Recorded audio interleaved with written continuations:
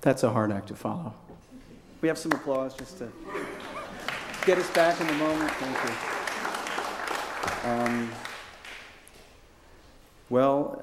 My sister and Stuart both opened doors that I feel I'm going to just walk right through and talk about what my sister had touched on about growing up in the Bloch household, and then one particular adventure that I had with my father. And as you've come to know, he was a great adventurer and traveler.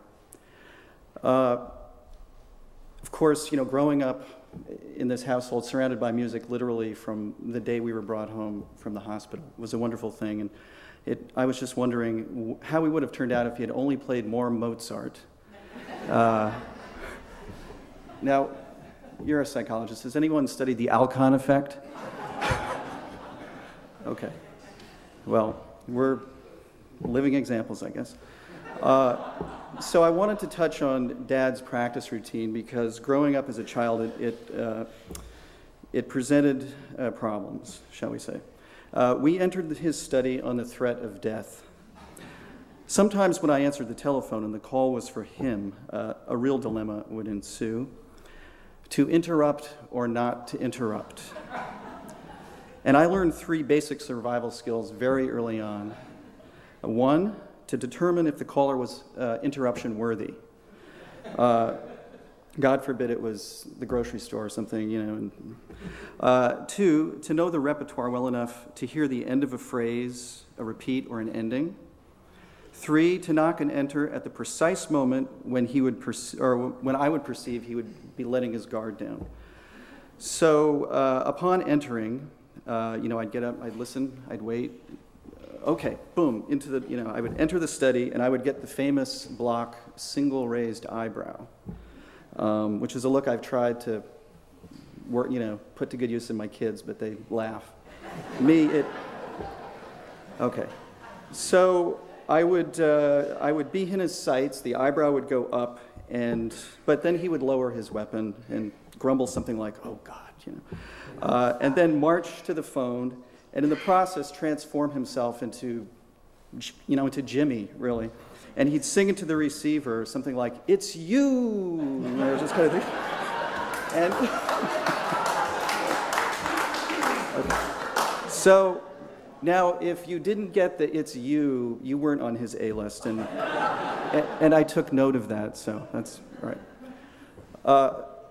And you mentioned it wasn't a father, growing up with him was not, like growing up with, fathers knows best. He was no Robert Anderson.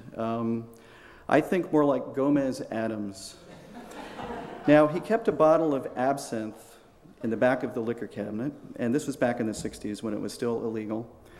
And on special occasions, he'd bring out the bottle and playfully explain to us how Baudelaire, Toulouse-Lautrec, Van Gogh, all the best people rotted their brains drinking the stuff. And then, of course, he would allow us a little sip. Ooh, so, he was passionate about collecting art. At the peak, he had over 40 Ray Dahl lithographs hanging on the walls, James Ensor, Moreau, numerous Japanese prints, a large Balinese funerary calendar, a Tibetan tanka, and these were all prominently displayed.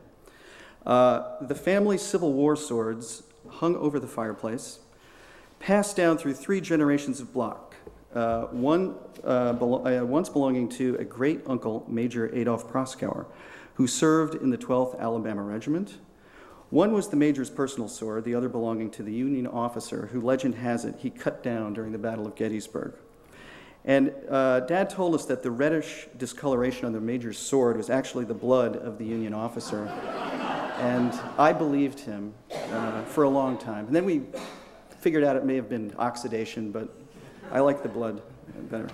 Now, topping all this off, hanging in our center entrance foyer, in a place of pride, really, was this large George Rouault aquatint print from the Les Miseraires series. It was a scene from a catacomb with a large crucifix surrounded by human skulls. I kid you not. Now, if you were lucky, you might hear, reverberating through the house, like some Muzak from an opium dream is how I like to think of it. Scriabin's Ninth Sonata, the Black Mass. I can only imagine what the neighbors thought when they stopped by for tea.